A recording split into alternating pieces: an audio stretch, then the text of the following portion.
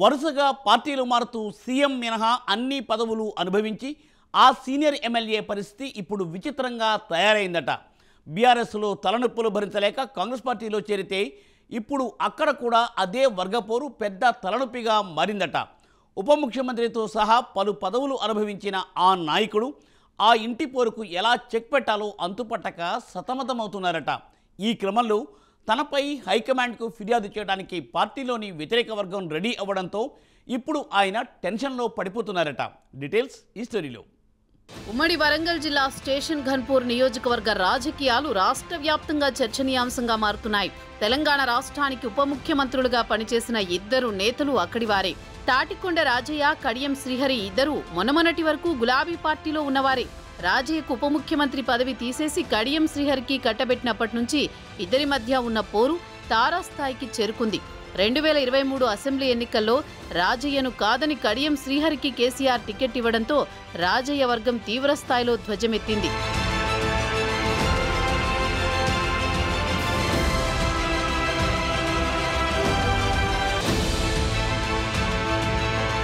రాష్ట్రంలో మారిన రాజకీయ పరిస్థితులు, గులాబీ పార్టీ అధిష్టానం తీరుతో విసుగెత్తిన కడియం శ్రీహరి గెలిచాక హస్తం పార్టీలో చేరారు. కాంగ్రెస్ పార్టీ నుండి తన కూతురు కడియం కావ్యకి వరంగల్ ఎంపీ టికెట్ తెచ్చుకొని ఆమె విజయంలో కీలక పాత్ర పోషించారు. ఇక్కడి వరకు బాగానే ఉన్న కడియం శ్రీహరికి అసలు పంచాయతీ మళ్లీ మొదలైందట. స్టేషన్ ఘన్పూర్ నియోజకవర్గంలో గతంలో ఎన్నడూ లేని విధంగా 800 కోట్ల రూపాయల నిధులతో పలు కీలక అభివృద్ధి పనులకు సీఎం రేవంత్ రెడ్డి శంకుస్థాపన చేశారు.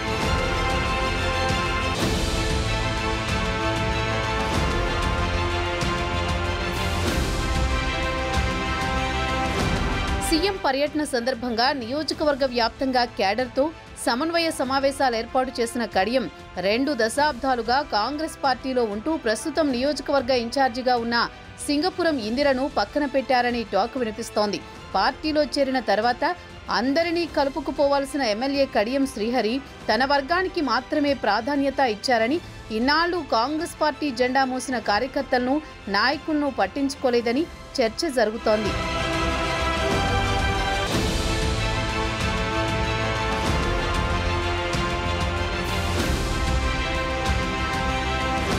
అసెంబ్లీ ఎన్నికల్లో కడియం శ్రీహరికి గట్టి పోటీ ఇచ్చిన పోటమి పాలైన సింగపురం ఇందిరను కావాలనే కార్నర్ చేస్తున్నారని ఇందిర అనుచరులు చెబుతున్నారట. అందుకోసమే సీఎం సభ ఏర్పాట్ల విషయంలోనూ, సీఎంను నియోజకవర్గానికి ఆహ్వానించే విషయంలోనూ ఇందిరకు సమాచారం ఇవ్వలేదట. సాధారణ కార్యకర్తలా ఇందిరను ట్రీట్ చేశారని, అందుకే సీఎం సభకు సైతం ఇందిర డుమ్మా కొట్టారని ఆమె సన్నిహితులు గుసగుసలాడుకుంటున్నారు.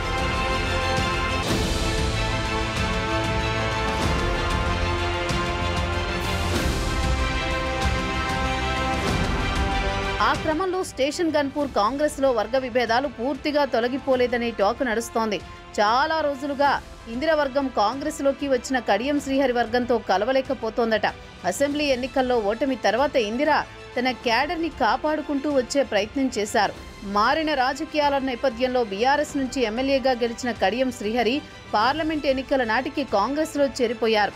ఇక అప్పటి నుంచి వీరి మధ్య వర్గ విభేదాలు మరింత పెరిగిపోయాయంటున్నారు.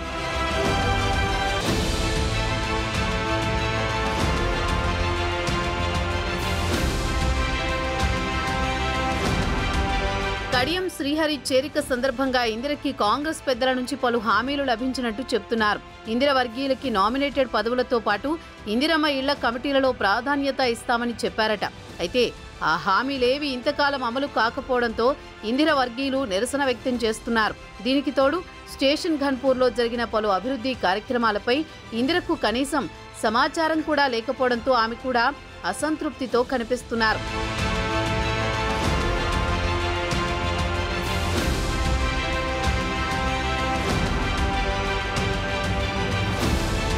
కడియం కాంగ్రెస్ లో చేరే సమయంలో పార్టీలో ఇందిరకి సముచిత స్థానం కల్పించడానికి కార్పొరేషన్ చైర్మన్ పదవి ఇస్తామని కాంగ్రెస్ నాయకత్వం హామీ ఇచ్చి పార్లమెంట్ ఎన్నికల్లో పని చేయించుకుందట.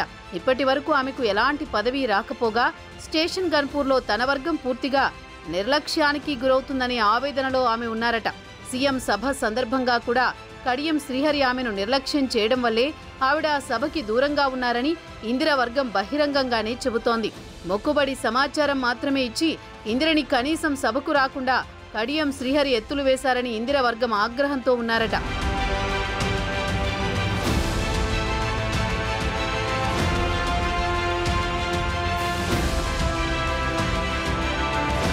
సభకి ఒకరోజు ముందు ఇందిర తన ముఖ్య అనుచరులతో మంతనాలు జరిపి కడియం శ్రీహరి పిలవకపోయినా స్టేషన్ ఘన్పూర్లో సీఎం పాల్గొనే సభకి హాజరైతే ఎలా ఉంటుందని సమాలోచనలు జరిపారట. అయితే కడియం శ్రీహరి వ్యవహార శైలి అధిష్టానానికి తెలిసేందుకైనా ఈ సభకు వెళ్లకూడదని డుమా కొట్టారని ఇందిర వర్గంలో గుసగుసలు వినిపిస్తున్నాయి.